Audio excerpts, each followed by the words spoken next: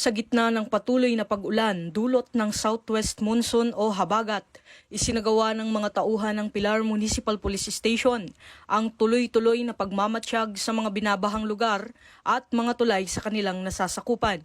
Layunin nito na masiguro ang kaligtasan ng publiko at masuri ang kasalukuyang antas ng tubig sa mga lugar na maaaring maapektuhan ng pagbaha. Bahagi rin ito ng pinaigting na paghahanda sa sakuna at mga maagang babala upang makaiwas sa mga insidente at agad na makapagresponde kung kinakailangan.